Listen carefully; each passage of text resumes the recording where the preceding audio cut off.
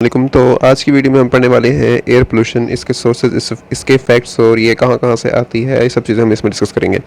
तो इंट्रोडक्शन में सबसे पहले जो एयर जो होती है ना, वो हमारे लिए बहुत ज़्यादा एसेंशियल होती है। ठीक है, हम इसके बगैर फ्यू मिनट्स भी सर्वाइव नहीं कर सकते। अगली बात ये है कि हमारे पास जो एयर होती है ना, वो इमीडिएट फिजिकल इन्वायरमेंट बनाती है, यानी हमारे पास जो इमीडिएट इन्वायरमेंट है जहाँ पे हम लोग रह रहे होते हैं, वो एयर की वजह से ही है। और ये जो हमारी एयर है ना, यही हमारा एटमॉस्फेयर है। और एटमॉस्फेयर जो है, इसके कितनी लेयर्स होती हैं? इसमें 4 लेयर्स आती हैं: ट्रोपोस्फेयर, स्ट्रेटोस्फेयर, मीजोस्फेयर, थर्मोस्फेयर। ठीक है, ये सब लेयर्स हमने पढ़ी हुई हैं पहले। और अगली बात हमारे पास आती है कि इसकी कंपोजिशन क्या होती है। इसमें नाइट्रोजन की percentage, oxygen 20, carbon dioxide, everything else. ठीक है, यानी कि हमारे पास ये वाले जो हैं ये मैक्सिमम परसेंट बनाते हैं, और बाकी जो हैं ये सारे बल्कि ये जो है ना, ये हमारे मेजर हैं, ये हमारे माइनर हैं, और ये वाले हमारे ट्रेस में आ जाते हैं। और उसके बाद हमारे पास है, अब जो एयर पोल्यूशन होती है ना, उस गैस की भी हो सकती है, लिक्विड भी हो सकते हैं, सॉलिड भी हो सकते हैं, जो कि एटमॉस्फेयर में प्रेजेंट है, जो हमें ह्यूमंस को हार्म करते हैं या दूसरे ऑर्गेनिज्म को हार्म करते हैं, यानी उनको नुकसान पहुंचाते हैं। ठीक है, may be defined as any atmospheric condition, यानी कि ऐसी एटमॉस्फेयर की कंडीशन के जिसमें सर्टन हार्मफुल सब्सटेंसेस प्रेजेंट हों और वो क्या कर सकें, वो अनडिज़ायरेबल इफेक्ट यानी कि हार्मफुल इफेक्ट प्रोड्यूस कर सकें ह्यूमंस पे, यानी मैंस और उसकी इन्वायरमेंट पे। अब एक होते हैं प्राइमरी एयर पोल्यूटेंट। अच्छा, अब एक होते हैं प्राइमरी एयर पोल्यूटेंट और दूसरे होते हैं सेकेंडरी एयर पोल्यूटेंट। जो प्राइमरी एयर पोल्यूटेंट होते हैं वो वाले पोल्यूटेंट होते हैं जो डायरेक्टली सोर्स से एमिट होते हैं, लाइक फॉसल फ्यूल बर्न करने से, या जैसे भी जो हमारे एयर पोल्यूटेंट्स निकल रहे हैं ना, वो हमारे प्राइमरी एयर पोल्यूटेंट्स हैं। अब दूसरे होते हैं secondary air pollutant. Secondary air pollutant वो होते हैं जो प्राइमरी से बनते हैं। अब प्राइमरी एयर पोल्यूटेंट्स जब निकलते हैं तो एटमॉस्फेयर में जाते हैं, एटमॉस्फेयर में जाके वो किसी और पोल्यूटेंट में तब्दील होते हैं, तो वो होता है सेकेंडरी एयर पोल्यूटेंट। अब ये प्राइमरी एयर पोल्यूटेंट में हमारे पास चिमनी और एग्जॉस्ट पाइप आ गया। सेकेंडरी एयर पोल्यूटेंट में हमारे पास एक्सोजोन आ गई। ठीक है, अब ये हमारे पास सोर्सेज हैं कि ट्रांसपोर्टेशन से हमारी एयर पोल्यूटेंट्स कितनी आ रही हैं, फ्यूल से इतनी आ रही हैं, इंडस्ट्रियल से इतनी आ रही है, मिसलेनियस से 10% आ रही है। और फिर हमारे पास आ गया था जो हमारे ऑटोमोबाइल्स, जो हमारी गाड़ियाँ वगैरह हैं, वो हमारा मेजर सोर्स है एयर पोल्यूशन का। इससे क्या होता है कि गाड़ियाँ वगैरह हमारी क्या रिलीज़ करती हैं, हमारी गाड़ियाँ का hydrogen, hydrocarbons, carbon monoxide release करती हैं, हाइड्रोकार्बन रिलीज़ करती हैं, लेड, नाइट्रोजन ऑक्साइड्स और पार्टिकुलेट मैटर रिलीज़ करती हैं। अब यही जो चीज़ें होती हैं ना, हाइड्रोकार्बन्स और ऑक्साइड्स ऑफ नाइट्रोजन, ये आपस में मिलती हैं सनलाइट की प्रेजेंस में, और क्या बनाती हैं, हमारे पास फोटोकेमिकल पोल्यूटेंट्स बना देती हैं। ठीक है, इसके अलावा जो हमारे यही वाले जो इंजन्स होते हैं ना, ये डीजल इंजन्स जो होते हैं, ये ब्लैक स्मोक भी निकाल सकते हैं, फ्यूम्स भी निकाल सकते हैं, और मेल्टर्स भी निकाल सकते हैं। अब देखें कि हमारे पास जो इंडस्ट्रीज़ हैं, ठीक है, इंडस्ट्रीज़ में हमारे पास जब फ्यूल की कंबस्टन होती है, ठीक है, एनर्जी और हीट हासिल करने के लिए, तो वहाँ से हमारे पास स्मोक आती है, सल्फर डाइऑक्साइड आती है, नाइट्रोजन ऑक्साइड्स आते हैं, और फ्लाई ऐश, ये 4 चीज़ें रिलीज़ होती हैं। ठीक है, कौन कौन सी? Smoke, sulphur dioxide, nitrogen oxide और फ्लाई ऐश, ये 4 चीज़ें। और पेट्रोकेमिकल इंडस्ट्रीज़ जो होती है, वहाँ से हमारे पास हाइड्रोजन फ्लोराइड, हाइड्रोक्लोरिक एसिड और ऑर्गेनिक हैलाइड्स, ये 3 चीज़ें ऑब्टेन होती हैं एज अ एयर पोल्यूटेंट। अब और भी काफ़ी सारी इंडस्ट्रीज़ होती हैं जो क्या करती हैं, कार्बन मोनोऑक्साइड, इसके अलावा कार्बन डाइऑक्साइड, फिर ओजोन और हाइड्रोजन सल्फाइड और सल्फर डाइऑक्साइड, ये सब चीज़ें रिलीज़ करती हैं। ठीक है, कार्बन मोनोऑक्साइड, फिर carbon dioxide, ozone, hydrogen sulphide और सल्फर डाइऑक्साइड, ये सब जो गैसेज हैं रिलीज़ करती हैं। जो इंडस्ट्रीज़ होती हैं ना, वो हाई चिमनीज़ से, यानी जो ऊंची ऊंची चिमनीज़ होती हैं, उधर से वो अपना हाई स्पीड से क्या डिस्चार्ज करती हैं, ये सब वेस्ट जो होते हैं, सब एयर पोल्यूटेंट्स डिस्चार्ज कर रही होती हैं। अब इसके अलावा डोमेस्टिक कंबस्टन में हमारे पास जब हम कोल, ऑयल या वुड को हम क्या करते हैं, जलाते हैं, इनकी कंबस्टन करते हैं, तो हमारे पास यहाँ से क्या आता है? स्मोक, डस्ट, सल्फर डाइऑक्साइड और नाइट्रोजन ऑक्साइड्स हमारे पास ऑब्टेन होते हैं। अब स्मोक की बात करें तो जो हमारी स्मोक है वो क्या है? Direct and important source of air pollution है। जो स्मोक है हमारा बिल्कुल टोबैको स्मोक होती है ना, जो सिगरेट वगैरह में टोबैको होती है, और इसकी जो हम स्मोकिंग करते हैं, तो स्मोकिंग उसने कहा कि बहुत ज़्यादा डायरेक्ट और इंपॉर्टेंट सोर्स है एयर पोल्यूशन का। ठीक है, इवन कि जो लोग स्मोक नहीं करते वो भी पैसिव स्मोकिंग के जरिए अफेक्ट होते हैं। पैसिव स्मोकिंग ये होता है कि हमारे पास कोई बंदा स्मोकिंग कर रहा है तो उसका जो धुआं है वो हमारे पास इनहेल हो जाता है, तो वो सारी पैसिव स्मोकिंग होती है। तो जो साथ वाले होते हैं वो भी पैसिव स्मोकिंग से क्या होते हैं? अफेक्ट होते हैं। इसके अलावा जो हमारे पास सोर्स ऑफ एयर पोल्यूशन है वो क्या बन जाते हैं? हमारे पास बर्निंग रिफ्यूज़, ठीक है, यानी रिफ्यूज़ बर्निंग में, ठीक है, इंसिनरेटर में, पेस्टिसाइड स्प्रेइंग में, नेचुरल सोर्सेज जिस तरह विंड वगैरह हो गया, तो ये सब हमारे जो है सोर्स ऑफ एयर पोल्यूशन में जाते हैं। ठीक है, और न्यूक्लियर एनर्जी प्रोग्राम्स भी हमारे पास एयर पोल्यूशन क्रिएट कर रहे होते हैं। अब अगली बात यह है कि जो हमारा एटमॉस्फेयर होता है ना, एटमॉस्फेयर के फर्स्ट 30 किलोमीटर, यानी ज़मीन से लेके ऊपर को 30 किलोमीटर जो है वही सोर्स है हमारा मेजर, वही हमारा मेजर पोर्शन होता है एटमॉस्फेरिक गैसेस का, यानी वहीं पे सबसे ज़्यादा एटमॉस्फेरिक गैसेस पाई जाती हैं। और जो होता है ना मैन जो है वो बेसिकली 8 से 10 किलोमीटर जो है ना, यानी ज़मीन से लेकर 8 से 10 किलोमीटर ऊपर तक की सतह से ही जो मैन कंसर्न होता है, ऊपर वाली सतह से नहीं होता। ठीक है, अब इसमें क्या होता है कि किसी भी जगह पे जो एयर पोल्यूशन होती है वो डिपेंड करती है वहाँ के मीटियोरोलॉजिकल फैक्टर्स पे, कैसे कि वो वहाँ पे क्या टोपोग्राफी है और वहाँ पे एयर मूवमेंट क्या है या क्लाइमेट वहाँ पे कैसा है। तो ये सब चीज़ें जो एयर पोल्यूशन होती है ना, इन सब चीज़ों के ऊपर डिपेंड कर रही होती है। अब देखेंगे जो विंड्स होती है ना, वो क्या करती हैं, एक जगह से पोल्यूटेंट्स को दूसरी जगह पे डिस्पर्स कर देती हैं, ठीक है, डाइल्यूशन कर रही होती हैं। और उसके बाद हमारे पास ये है कि अगर हमारी एरिया की ट्रोपोग्राफी ऐसी, मतलब अगर हमारी उस जगह की ट्रोपोग्राफी ऐसी है कि वहाँ पर बड़े बड़े माउंटेन्स हैं, जब बड़े बड़े माउंटेन्स होंगे तो हवा नहीं चलेगी, जब हवा नहीं चलेगी तो वहाँ पर क्या होगा, एयर पोल्यूटेंट्स कंसनट्रेट होते रहेंगे और वहाँ पे जो हमारा ब्रीदिंग जोन है जहाँ पे इंसान रह रहे होंगे वहाँ पे बहुत ज़्यादा एयर पोल्यूशन हो जाएगी। क्योंकि जो विंड होगी, विंड तो साइड पे करने के लिए नहीं होगी ना, कि विंड जो होगी, अगर विंड ही नहीं आएगी बड़े बड़े माउंटेनी एरियाज़ में तो एयर पोल्यूशन भी वहाँ से कहीं जा नहीं सकेंगे, एयर पोल्यूशन भी वहीं पे कंसनट्रेट हो जाएंगे। अच्छा, तो अब आता है हमारे पास vertical diffusion of air pollution के। जब एयर पोल्यूटेंट्स में हमारे पास जो पोल्यूटेंट्स होते हैं वो, अब ये जिस तरह ज़मीन है, ज़मीन पे हमारे जो पोल्यूटेंट्स बने हैं, पोल्यूटेंट्स ऊपर मूव करेंगे। तो ये डिपेंड करता है टेम्परेचर पे कि क्या पोल्यूटेंट्स ऊपर को मूव करेंगे या नहीं करेंगे। अगर टेम्परेचर तो होगा ज़्यादा तो जो पोल्यूटेंट्स होंगे ना ऊपर को मूव कर जाएंगे। अगर टेम्परेचर होगा ना लो तो ये ऊपर को मूव नहीं करेंगे। पोल्यूटेंट्स कहाँ पे कंसंट्रेट हो जाएंगे, ज़मीन पे ही, यहाँ पे ज़मीन के आसपास से सारे पोल्यूटेंट्स कंसंट्रेट हो जाएंगे, जिस वजह से वो क्या बना देंगे, हमारे पास स्मॉग बना देंगे। अब यही चीज़ जो होती है ये हमारी ह्यूमन हेल्थ के लिए एक थ्रेट बन जाती है, ठीक है। इसे टेम्परेचर इन्वर्जन भी कहते हैं। जो हमारे मेजर एयर पोल्यूटेंट्स होते हैं तो carbon monoxide, sulphur dioxide, nitrogen dioxide, particulate matter और ग्राउंड लेवल ओजोन। अब इन सबको हम डिटेल में डिस्कस करने वाले हैं कि हमारे पास जो कार्बन मोनोऑक्साइड यानी CO कार्बन मोनोऑक्साइड होती है। तो कार्बन मोनोऑक्साइड क्या है, कलरलेस है, अगली बात ऑर्डरलेस है और प्रोडक्ट ऑफ इनकम्प्लीट कंबसन, यानी जब हमारी इनकम्प्लीट कंबसन होती है तो तब हमारे पास कार्बन मोनोऑक्साइड बन रही होती है। अब ये इनकम्प्लीट कंबसन कहाँ पे होती है, ऑटोमोबाइल्स में होती है, इंडस्ट्रियल प्रोसेसेस में हो रही होती है, हीटिंग फैसिलिटीज़ और इंसिनरेटर्स में हो रही होती है। अब इसके नॉन बायोलॉजिकल और बायोलॉजिकल सोर्सेज भी होते हैं कार्बन मोनोऑक्साइड के, यानी कुछ बायोलॉजिकल सोर्सेज मतलब लाइक फॉसिल फ्यूल्स वगैरह, ठीक है। अब concentrations in urban areas depend on whether and traffic density. अब ये जो कार्बन मोनोऑक्साइड है ये डिपेंड करती है कि कैसा वेदर चल रहा है और कैसी ट्रैफिक डेंसिटी, यानी वहाँ पे ट्रैफिक ज़्यादा है या कम है। कि जाहिर बात है ट्रैफिक जो होती है वो गाड़ियाँ वगैरह होती हैं और गाड़ियाँ वगैरह में क्या करना है कि इनकम्प्लीट कंबसन होनी है और यही इनकम्प्लीट कंबसन ने क्या प्रोड्यूस करनी होती है, कार्बन मोनोऑक्साइड। तो हमारे पास अगर एक जगह पर ट्रैफिक ज़्यादा है तो वहाँ पर हमारे पास कार्बन मोनोऑक्साइड भी ज़्यादा होगी। अब इसमें हमारे पास हार्मफुल इफेक्ट क्या आते हैं कि ये जो होती है ना कार्बन मोनोऑक्साइड, ये ऑक्सीजन डिलीवरी को रिड्यूस करती है। कार्बन मोनोऑक्साइड क्या करती है, ऑक्सीजन डिलीवरी को रिड्यूस करती है। इस तरह हमारी बॉडी को अच्छी तरह से ऑक्सीजन नहीं मिल सकती। अगली बात यह है कि जो कार्बन मोनोऑक्साइड होती है उसकी हीमोग्लोबिन के साथ 240 to 270 टाइम्स ज़्यादा एफिनिटी होती है, ज़्यादा जुड़ने की सलाहियत होती है एज़ कम्पेयर टू ऑक्सीजन। तो यानी कि जो हमारी कार्बन मोनोऑक्साइड है वो ज़्यादा फेवर करती है हीमोग्लोबिन से जुड़ना एज़ कम्पेयर टू ऑक्सीजन, ठीक है। और ज़ाहिरी बात है अगर हमारे पास कार्बन मोनोऑक्साइड अवेलेबल होगी तो वो क्या करेगी, ऑक्सीजन कैरिंग कैपेसिटी को कम कर देगी, ठीक है। इसकी वजह से हमारे पास क्या होगा, हमारे जो ऑर्गन्स होंगे उनको ऑक्सीजन नहीं मिलेगी, डिप्राइव हो जाएंगे वो ऑक्सीजन से। जब ऑक्सीजन नहीं मिलेगी तो हमें फटीग होगी, हेडेक हो सकता है, इम्पेयर्ड विजन हो सकती है, ठीक है। अच्छा, तो सल्फर डाइऑक्साइड होती नहीं, हमारी वन ऑफ द फॉर्म्स होती है जिसमें सल्फर पाई जाती है हमारे एयर में, ठीक है। अब इसके अलावा यह है कि जो सल्फर डाइऑक्साइड है वो कंबस्टन का रिजल्ट होती है कि जब हम फॉसिल फ्यूल को जलाते हैं या कोल को जलाते हैं या फॉसिल ऑयल्स वगैरह को जला रहे होते हैं, ठीक है।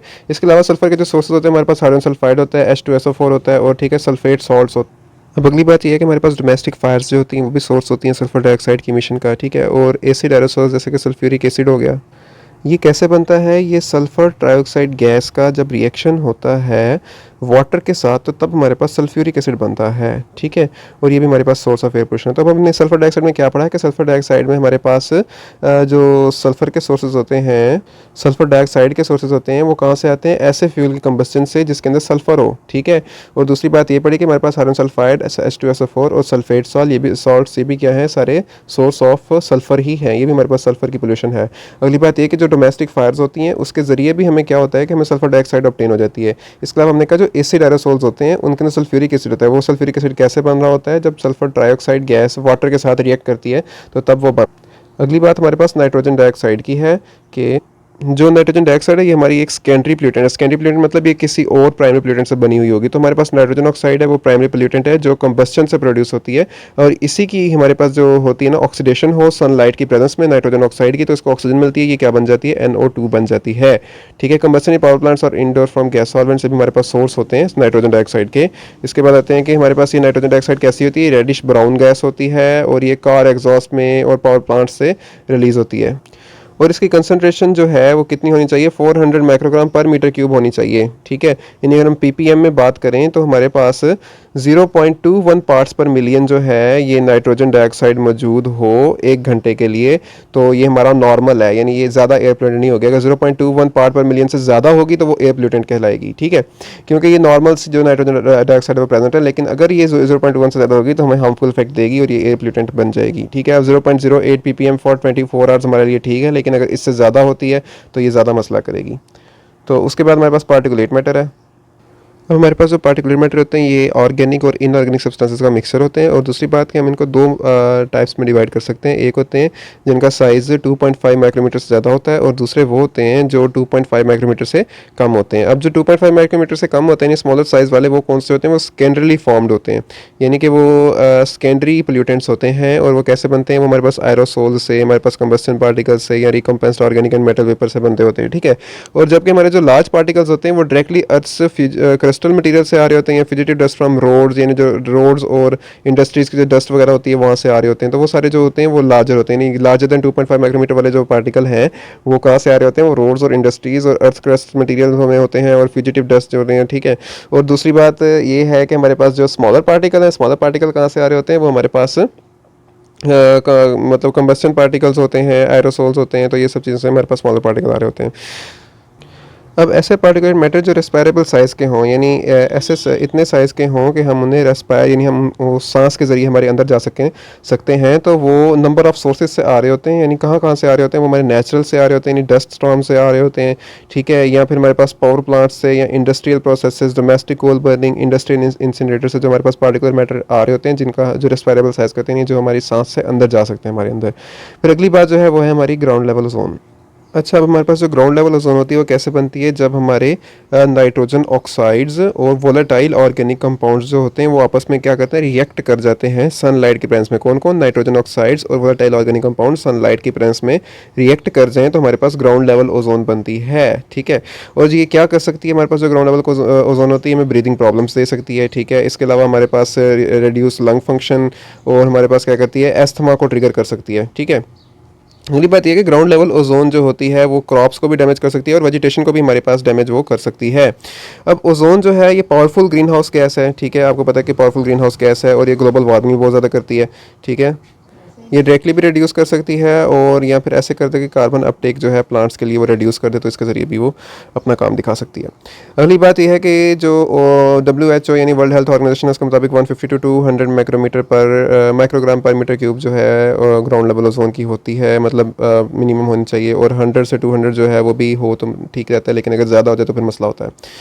अब यही जो 5 चीज़ें हमने पढ़ी हैं, कौन कौन सी 5 चीज़ें पढ़ी हैं, ग्राउंड लेवल ओजोन, ठीक है, particulate matter, nitrogen dioxide, sulphur dioxide और कार्बन मोनोऑक्साइड, ठीक है। ये चारों चीज़ें, carbon monoxide, sulphur dioxide, nitrogen dioxide, particulate matter और ग्राउंड लेवल ओजोन, ये सब मिलकर क्या बनाती हैं, स्मॉग बनाती हैं। अब स्मॉग क्या है, स्मॉग जो है हमारे पास मिक्सर होता है पोल्यूटेंट्स का एटमॉस्फेयर में, ठीक है। ये दो लफ्ज़ों से मिलकर बना है, स्मोक एंड फॉग से। और यहाँ पे हमारे पास जो होता है ना, स्मॉग दो तरह की होती है, एक होती है रिड्यूसिंग स्मॉग, ठीक है, जिसमें हमारे पास क्या होती है, सल्फर डाइऑक्साइड और पार्टिकुलेट मैटर होते हैं, ठीक है। और हमारे पास दूसरी होती है फोटोकेमिकल स्मॉग। फोटोकेमिकल स्मॉग में हमारे पास क्या होता है, ओजोन और उसके ऑक्सीडेंट्स होते हैं, ठीक है। अब फर्स्ट स्मॉग रिलेटेड डेथ्स कब हुई थी, हमारे पास 1873 में डेथ्स हुई थी और कितने 500 लोगों की डेथ हुई थी हमारे पास स्मॉग की वजह से, ठीक है। और ये हमारी स्मॉग करती क्या है, लिमिट्स विजिबिलिटी, हमें नज़र आना बंद हो जाता है। जो अक्सर स्मॉग होती है ना, जो अक्सर जो हमारे हाईवे होती हैं, मोटरवे पे एक्सीडेंट होते हैं स्मॉग की वजह से हो रहे होते हैं, क्योंकि वो धुआं टाइप हो जाता है जो हमारे आ जाता है उधर नीचे फैल जाता है और फिर वो क्या कहते हैं, हमें सही से नज़र नहीं आ रहा था सामने। और डिक्रीजेज अल्ट्रावायलेट रेडिएशन, और ये अल्ट्रावायलेट रेडिएशन को भी डिक्रीज़ कर रहा होता है, ठीक है। हमारे पास सूरज की रोशनी सही से नहीं पहुँच सकती। Yellow black colour over cities, और येलो ब्लैक कलर भी आ जाता है, ठीक है। और इसके अलावा हमारे पास रेस्पिरेटरी प्रॉब्लम आ जाती हैं और ब्रोंकियल रिलेटेड डेथ्स, यानी सिर्फ एक्सीडेंट्स वगैरह से डेथ्स नहीं होती हमारे पास। अगर स्मॉग बनती है तो वो हमारे पास क्या कहते हैं, रेस्पिरेटरी डिजीज भी कॉज कर सकती है, यानी ब्रोंकियल रिलेटेड डेथ्स, यानी ब्रोंकाई जो होते हैं हमारे रेस्पिरेशन का पार्ट होते हैं, तो वो अगर रुक जाएं या वहाँ पे इरिटेशन हो जाए तो फिर वहाँ से हमें डेथ हो सकती है। अदर पोल्यूटेंट्स ने कौन कौन से पढ़ लिए, कार्बन मोनोऑक्साइड, नाइट्रोजन डाइऑक्साइड पढ़ लिया, सल्फर ऑक्साइड्स पढ़ लिए, पार्टिकुलेट मैटर पढ़ लिए, और फिर हमने वो वाले पढ़ लिए ओजोन वाले, ठीक है। अब ये सारे मिलकर इन्होंने क्या बनाया था हमारे पास, ये स्मॉग बना ली हमने, स्मॉग भी पढ़ ली। अब हम कह रहे हैं अदर पोल्यूटेंट्स जो हैं उनमें क्या आता है, कार्बन डाइऑक्साइड, ठीक है। अब कार्बन डाइऑक्साइड जो है उसको हम नेसेसरीली यानी एयर पोल्यूटेंट नहीं कहते, क्योंकि जो हम ह्यूमन है वो भी तो जब एस्पायर कर रहे होते हैं तो हम कार्बन डाइऑक्साइड रिलीज़ कर रहे होते हैं। लेकिन जो हमारी कंबस्शन वगैरह के प्रोसेस हैं उनके ज़रिए जिस तरह हम कंबस्शन करते हैं कोल, ऑयल और गैस की, तो वहाँ से हमारे पास बहुत ज़्यादा ऑर्गेनिक कंपाउंड, बहुत ज़्यादा कार्बन डाइऑक्साइड हमारी जनरेट हो रही होती है। तो कार्बन डाइऑक्साइड जो है हमारा नेचुरल सोर्स भी है, क्या कहते हैं उसे, नेचुरल कॉन्स्टिट्यूएंट है एयर का। ठीक है, ये किसी भी केमिकल रिएक्शन में पार्ट नहीं लेता एयर में किसी भी केमिकल रिएक्शन में कार्बन डाइऑक्साइड पार्ट नहीं लेता। ठीक है, लेकिन अगर इसके अंदर हमारी जो कंसनट्रेशन अगर ज़्यादा हो जाए कार्बन डाइऑक्साइड की हमारी अर्थ के ऊपर, हमारे एटमॉस्फेयर में अगर कार्बन डाइऑक्साइड की कंसनट्रेशन ज़्यादा हो जाए तो इससे क्या होगा, हमारी ग्लोबल वार्मिंग यानी ग्लोबल टेम्परेचर बढ़ेगा, जिससे ग्लोबल वार्मिंग हो जाएगी। तो यही बात है कि हमारे पास कार्बन डाइऑक्साइड बेसिकली तो सोर्स नहीं है एयर पोल्यूशन का, लेकिन अगर क्या हो जाए कि इसकी कंसनट्रेशन बढ़ जाए तो ये क्या कर सकता है, हमें ग्लोबल वार्मिंग कॉज कर सकता है यहाँ पे। अब वोलेटाइल ऑर्गेनिक कंपाउंड्स जो होते हैं ना, ये दो तरह के होते हैं। जो अगला सोर्स ऑफ पोल्यूशन है, पहला कार्बन डाइऑक्साइड हो गया, अब अगला जो है वोलेटाइल ऑर्गेनिक कंपाउंड। ये किस तरह के होते हैं, ये दो तरह के होते हैं।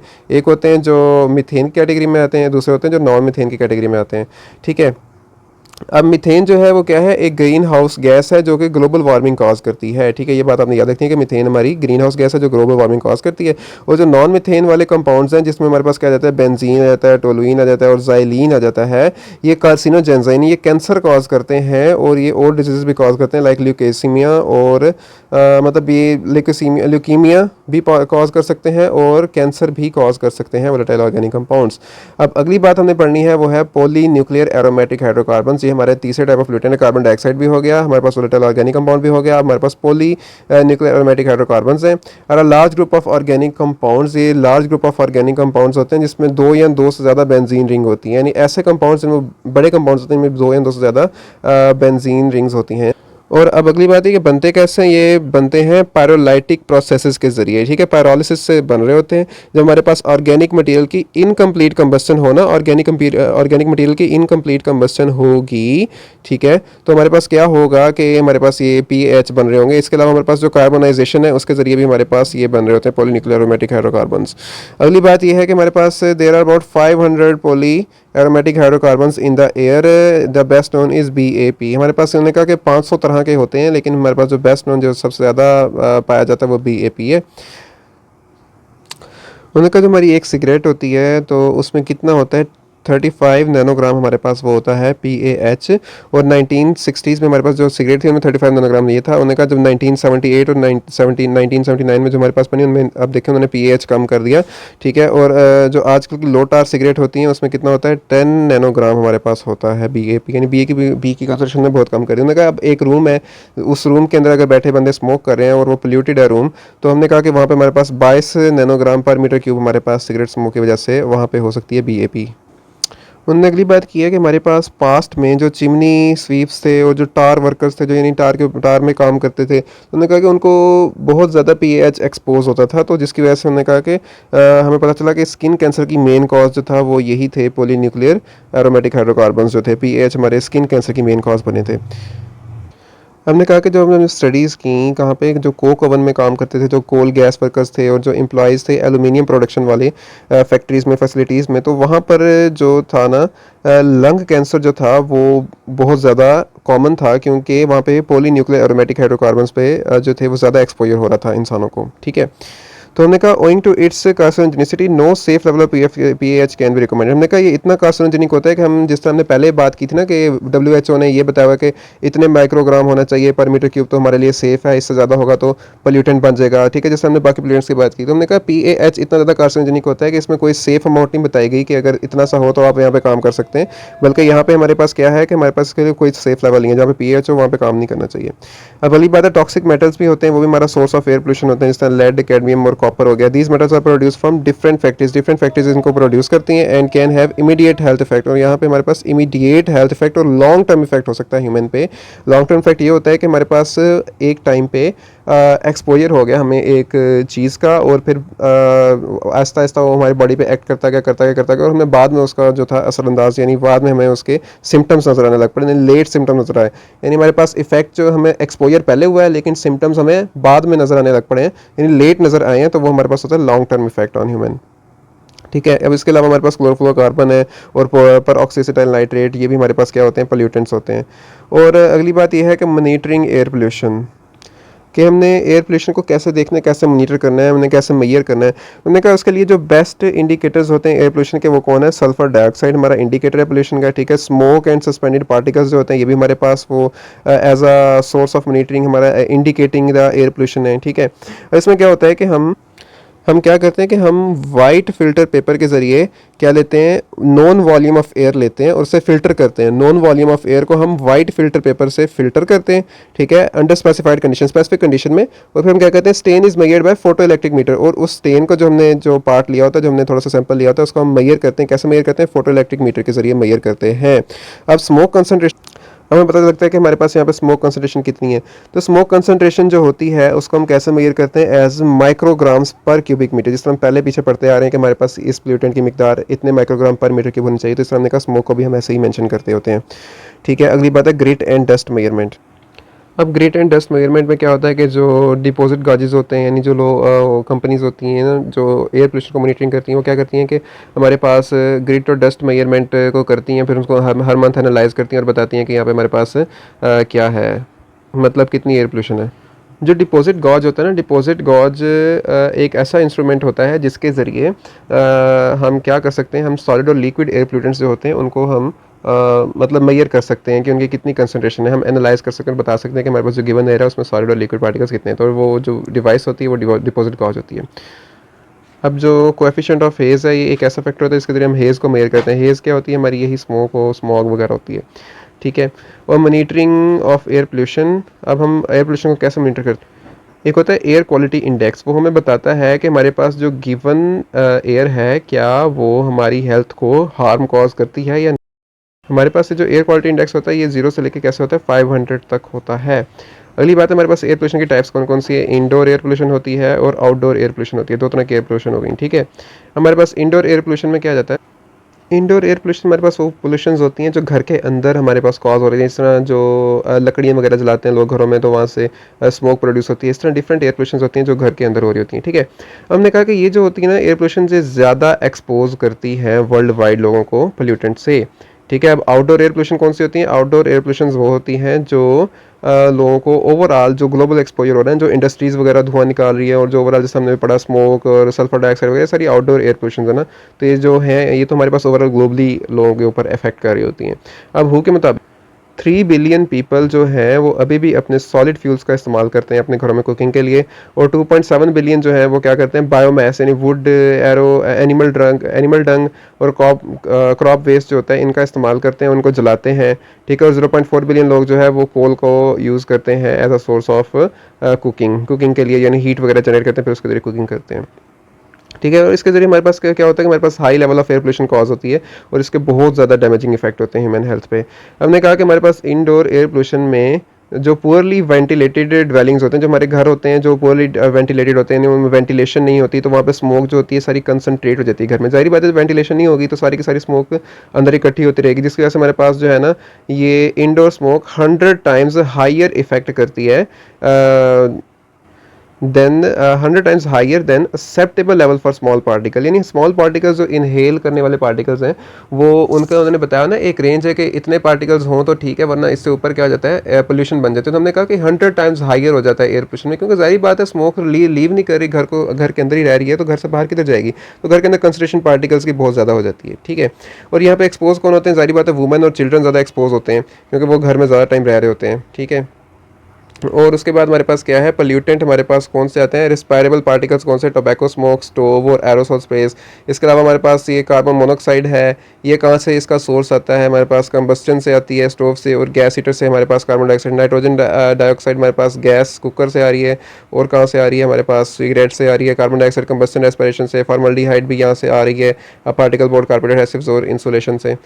और इसी तरह ये सल्फर डाइऑक्साइड कोल कंबस्टन से आती है, और ऑर्गेनिक कंपाउंड सॉल्वेंट्स वगैरह से आते हैं, ozone, electric arcing, red and daughters, building asbestos वगैरह वगैरह, ठीक है। अब स्मोकिंग कुकिंग फ्यूल, हमारे पास जो स्मोक होती है ना, जो लकड़ी वगैरह हम जला रहे होते हैं घर में, तो हमने कहा इसके ज़रिए जो स्मोक हमारे पास आ रही होती है वो बहुत सारे फाइन पार्टिकल्स, कार्बन मोनोऑक्साइड और पॉलीसाइक्लिक एरोमेटिक हाइड्रोकार्बन्स को प्रोड्यूस कर रही होती है। अब इसके अलावा जो कार्बन मोनोऑक्साइड के सोर्स हैं वो कौन कौन से होते हैं, कार्बन मोनोऑक्साइड के हमारे पास gas, kerosene oil and wood stoves होते हैं, ठीक है। यहाँ यहाँ से हमारे पास कार्बन मोनोऑक्साइड आती है। इसका फायर प्लेसेस, फर्नेसेस जो घरों में लगे होते हैं, लीकिंग चिमनी से आ सकता है, रूम एंड वाटर हीटर से हमारे पास आता है, टोबैको स्मोक जो घर में लोग सिगरेट वगैरह पी रहे होते हैं तो वहाँ से भी हमारे पास कार्बन मोनोऑक्साइड आ जाता है। और कार्बन मोनोऑक्साइड बहुत एक वो क्या कहते हैं ना, गंदा और बहुत ज़्यादा हार्मफुल होती है गैस। ये डेथ कॉज करती है। उसके बाद हमारे पास क्या होता है, pesticides. Pesticide spraying pesticide at home by school. Pesticides को घर या स्कूल में जो स्प्रे किया जाता है तो वहाँ से क्या होता है, हमारे पास ज़्यादा कंसंट्रेशन होती है पेस्टिसाइड्स की। ठीक है। और ये जो क्या होती है, कारपेट और सॉफ्टवेयर के ऊपर बैठ जाती है और ओवर यूज़ हो जाए तो इसका, जिसकी वजह से हमारे पास बहुत सारे प्रॉब्लम्स हो सकते हैं। हमने कहा कि जो मॉस्किटो कॉइल्स होती हैं, अक्सर हम लोग घर में जो मैट्स लगा रहे होते हैं तो हमने कहा ये भी बड़ा काम ख़राब करती हैं। इनके अंदर क्या होता है, इसमें पायरीथ्रिन्स होते हैं और ये लॉन्ग टर्म इफेक्ट काज करते हैं। अगर इसको ज़्यादा इस्तेमाल किया जाए तो हमें एस्थमा और वीजिंग जैसी प्रॉब्लम हो सकती है। इसके पास हमारे पास जो होते हैं वोलेटाइल ऑर्गेनिक कंपाउंड्स और सॉल्वेंट्स वगैरह होते हैं जो हमें ये सब एयर पोल्यूशन काज करते हैं। इनके सोर्सेज लिखे हुए हैं सारे। ठीक है। और उसके बाद हमारे पास है बायोलॉजिकल पोल्यूटेंट्स में हमारे पास क्या होता है, इसके बाद हमारे पास बायोलॉजिकल पोल्यूटेंट्स आते हैं कि biological pollutants are were living animal dander. ये सारी हमारे पास बायोलॉजिकल पोल्यूटेंट्स है। वाटर डैमेज सरफेस हो गया और ह्यूमिडिफायर्स हो गए, water vapours from cooking, showering, air conditioning system, ACs जो होते हैं, mattress uphold, upholstered furniture and carpets, ये सब चीज़ें हमारे पास बायोलॉजिकल में आते हैं। हमारे पास adverse effects of indoor air pollutants in health क्या हो सकते हैं, एक्यूट इफेक्ट्स क्या हो सकते हैं हमारे पास, इरिटेशन ऑफ म्यूकस मेम्ब्रेन। हमारे पास आइज़ और नोज़ और थ्रॉट की जो म्यूकस मेम्ब्रेन है वहाँ पे इरिटेशन हो सकती है। हमें कफिंग, खांसी, वीजिंग जो होती है, हमारे पास साउंड होती है जब हम सांस ले रहे होते हैं उसे वीजिंग कहते हैं। और फिर चेस्ट टाइटनेस हो सकती है, इंक्रीज एयर रिस्पॉन्स, एलर्जी हो सकती है हमारे पास। ठीक है। और इसके बाद कोल्ड, निमोनिया, ओटाइटिस मीडिया, ये सारी बीमारियों के नाम है जो हमें हो सकती हैं। ट्रॉन्कोब्रोंकाइटिस, एक्सक्यूब्रेशन ऑफ एस्थमा। ठीक है। ये सब चीज़ें हमें हो सकती हैं ज़्यादा लॉन्ग टर्म इफेक्ट जो है एयर पोल्यूटेंट्स के, इंडोर एयर पोल्यूटेंट्स के। ठीक है। अगली बात यह है कि हमारे पास लॉन्ग टर्म एक्सपोजर जब होता है, किसका लॉन्ग टर्म एक्सपोजर होता है, देखें जब हमने कहा क्रॉनिक हमारे पास है long term exposure decreases lung growth. इसकी वजह से हमारे पास लंग ग्रोथ भी डिक्रीज रहती है। हमारे पास पल्मोनरी फंक्शन जो है, लंग्स का जो फंक्शन होता है, हमारे पास हार्ट का फंक्शन जो होता है वो भी बड़ा ज़्यादा इफेक्ट होता है। Increase susceptibility to chronic obstructive lung disease हो सकती है, एस्थमा हो सकती है, मतलब हमारे पास बहुत सारे इसके इफेक्ट हो सकते हैं। और हमारे पास है कि वर्ल्ड वाइड हमारे पास total 1.3 million people, more than half of them developing countries, die every year. यानी एयर पोल्यूशन से हमारे पास 1.3 मिलियन लोग हर साल डाई होते हैं। ठीक है। और ज़्यादातर जो होते हैं हमारे पास अर्बन एरियाज़ में ज़्यादातर लोग डाई हो रहे होते हैं। ठीक है। क्योंकि अर्बन एरियाज़ में आपको पता है फैक्ट्रीज वगैरह होती हैं और गाड़ियाँ वगैरह फिर रही होती हैं तो वहाँ पर ज़्यादा एयर पोल्यूशन होती है। ठीक है। और अगली बात ये है कि हमारे पास major air pollutants and their effect. ज़्यादा एयर पोल्यूटेंट्स में मेजर एयर पोल्यूटेंट्स हमारे पास ओजोन है। Ozone significant decrease in lung function, lung function का डिक्रीज करता है, इन्फ्लेमेशन करता है, पेन करता है। जब हम सांस ले रहे होते हैं तो हमें पेन होने लग पड़ता है अगर हम ओजोन को इनहेल करें। ठीक है। इसके बाद पार्टिकुलेट मैटर के एयर पोल्यूशन है कि क्रॉनिक ब्रोंकाइटिस कॉज कर सकता है, एम्फीसीमा, या फिर जो जिनको हार्ट डिजीज़ होती है ना उनको भी ज़्यादा इफेक्ट करता है। Exposure can trigger asthma attack हो सकते हैं हमारे ऊपर, कॉज वीजिंग कॉज कर सकता है, कफिंग, रेस्पिरेटरी इरिटेशन। ठीक है। And individual with sensitive Airways, यानी रेस्पिरेटरी इरिटेशन भी कॉज कर सकता है। अगली बात यह है कि हमारे पास जो नाइट्रोजन ऑक्साइड्स होते हैं irritate the lungs and lower resistance in respiratory infection such as influenza.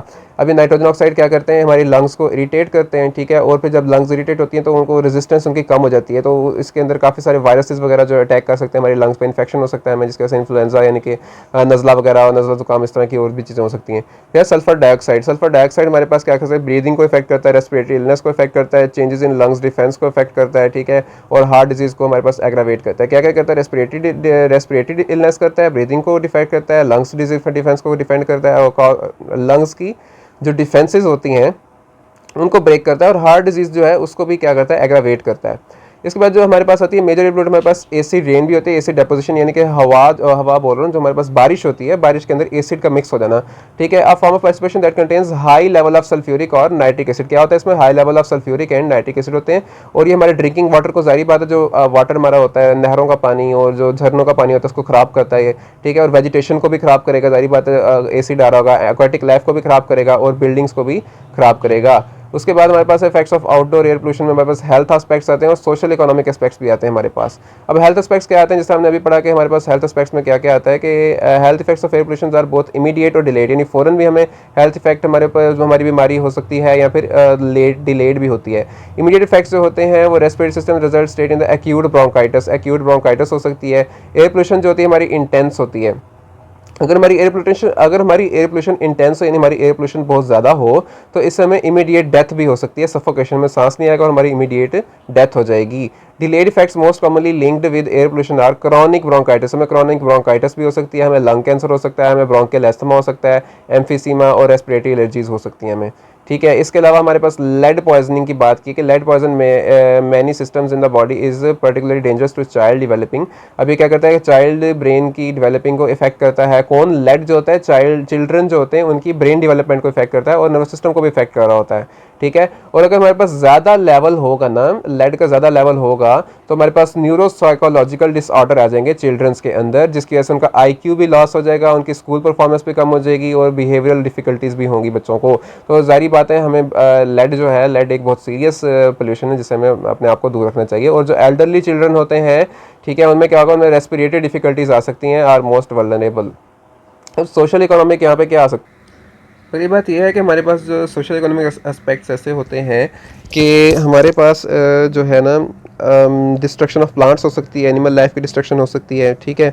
और हमने क्या कहा कि हमारे पास कॉस्ट ऑफ क्लीनिंग भी आ जाती है, फिर मेंटेनेंस, रिपेयर्स, ये सब जो होते हैं ये इसके बहुत सारा वो है इफेक्ट्स हैं सारे इसके, ठीक है। एयर पोल्यूशन जो होती है हमारी रिड्यूसेस विजिबिलिटी भी कर देती है, ज़ाहिर बात है स्मॉग वगैरह बनती है तो हमें सही से नज़र नहीं आ रहा होता और ये क्लोथिंग वगैरह को भी डैमेज कर सकती है। और कंट्रोल ऑफ एयर पोल्यूशन, अब हमने सारा कुछ पढ़ लिया कि एयर पोल्यूशन कहाँ से आती है, क्या सोर्सेज होते हैं और क्या क्या कर सकती है एयर पोल्यूशन। अब हम पढ़ रहे हैं कि अब इसको हम कंट्रोल कैसे करें। तो कंट्रोल करने के कुछ मेजर्स होते हैं, ठीक है। अब वो मेजर्स ये हैं कि सबसे पहला है एलिमिनेट और control the sources of pollution. जाहिर बात है, हमने जो इतने सारे सोर्सेज पढ़े उन सोर्सेज को हम कंट्रोल करें। इंप्रूव स्टूव्स, अच्छे स्टूव्स होंगे तो हमारे पास कार्बन मोनोऑक्साइड की मिकदार कम हो जाएगी, ठीक है। हम फ्यूल्स को क्लीन करें, लाइक केरोसिन और गैस को क्लीन रखें। और उसके बाद क्या है, वेंटिंग स्टूव्स फॉर कुकिंग एंड हीटिंग, और इनको भी अच्छा बनाएं। और क्या होगा कि regular maintenance of cooking, heating and cooling system को अगर हम रेगुलर मेंटेन रखें तो तब भी हमारे पास कम हो जाएगा एयर पोल्यूशन। और वेंटिलेशन अगर हम रखेंगे अपनी बिल्डिंग में, जिस तरह इन्होंने ये घर बनाया हुआ है राइट साइड पर जिसके अंदर अच्छी भली वेंटिलेशन है, खुला खुला घर है, हमने कहा इस तरह घर होगा तो इसमें भी हमारे पास वेंटिलेशन अच्छी होगी तो एयर पोल्यूशन कॉज नहीं होगी। उसके बाद एयर क्लीनिंग इस्तेमाल करें, यानी एयर फिल्टर्स का इस्तेमाल करें, ठीक है। और आयोनाइजर्स का इस्तेमाल करें जो एयर बॉर्न पार्टिकल को रिमूव कर देगा। किसका इस्तेमाल करें हम? एयर फिल्टर्स और आयोनाइजर्स का इस्तेमाल करें जो क्या करेगा, एयर बॉर्न पार्टिकल्स को रिमूव कर देगा। या गैस एब्जॉर्बिंग मटेरियल का इस्तेमाल करें जो गैस को एब्जॉर्ब कर लेगा और जिसकी वजह से हमारी जो गैस है और एयर पोल्यूशन है उसकी क्वांटिटी कम हो जाएगी, ठीक है। इसके अलावा हमारे पास है कि एजुकेशन ऑफ चिल्ड्रन, इसके अलावा हम क्या करेंगे, हम लोगों को एजुकेट करेंगे। हमारे पास जो है एयर पोल्यूशन बहुत खतरनाक चीज़ है, लोग इसको कंट्रोल करें, ठीक है। और इन्वायरमेंटल पॉलिसी मेकिंग में क्या होगा हमारे पास, और टोबैको पे कंट्रोल करें और एयर रेगुलेशन जो है इनसाइड उसको क्लीन रखें। और कम्युनिटी के कुछ एक्शंस होते हैं वो करें। उसके अलावा रिसर्च भी करें, रिसर्च करके हम जो एयर पोल्यूशन उनको कैसे कम करना है, ठीक है, इनके ऊपर रिसर्च करें, ठीक है। और इसके बाद जो कंटेमिनेंट्स, अब आउटडोर एयर पोल्यूशन में हमारे पास जो है वो है कंटेमिनेंट्स, ठीक है। कंटेमिनेंट्स क्या है? कंटेमिनेंट्स बल्कि कंटेनमेंट। कंटेनमेंट क्या होता है? कंटेनमेंट का मतलब है prevention of escape of toxic substances into the ambient air, यानी कि जो इंडस्ट्रीज़ वगैरह टॉक्सिक सब्सटेंसेस निकाल देती हैं एयर में उनको कंट्रोल करना, यानी निकलने ना देना, कंटेनमेंट उसे हम कहते हैं। तो कंटेनमेंट कैसे अचीव होती है? By variety of engineering method such as enclosure, ventilation and air cleaning. इसके ज़रिए ये सब चीज़ें जो इसके ज़रिए हम जो हार्मफुल केमिकल है उनको हम आउटर एयर में नहीं निकलने दे सकते।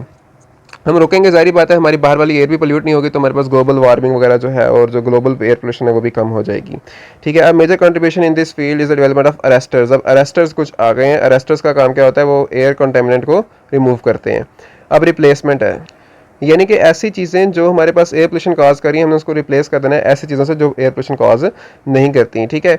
अब increase use of electricity, natural gas और सेंट्रल हीटिंग जो है और जो कोल वगैरह का जो इंक्रीज यूज़ है ये हमारे पास बहुत, यानी कि बल्कि इसको ऐसे देखें कि हमारे पास जो हमने इलेक्ट्रिसिटी का ज़्यादा इस्तेमाल किया है, नेचुरल गैस का ज़्यादा इस्तेमाल किया है और सेंट्रल हीटिंग सिस्टम्स का ज़्यादा इस्तेमाल किया है कोल की जगह पे, ठीक है। पहले क्या होता था? पहले हर चीज़ जो थी कोल जलाने से हमारे पास हर चीज़ ऑब्टेन होती थी, लेकिन हमने कोल की जगह पे अब क्या किया, हमने इलेक्ट्रिसिटी का ज़्यादा इस्तेमाल किया, नेचुरल गैस का ज़्यादा इस्तेमाल किया, सेंट्रल हीटिंग का इस्तेमाल करने लग पड़े। तो इसके ज़रिए हमारे पास जो है ना स्मोक की काफ़ी ज़्यादा रिडक्शन हो गई है, क्योंकि पहले कोल से हमारे पास स्मोक बहुत ज़्यादा प्रोड्यूस होता है। जिस तरह हमने क्या देखा ना, हमारी ट्रेन जो होती थी, ट्रेनें भी स्मोक के ऊपर कोल के ऊपर चल रही होती थी। कोल जो था उसको जलाते थे तो हमारे पास वो एनर्जी ऑब्टेन होती थी, ठीक है।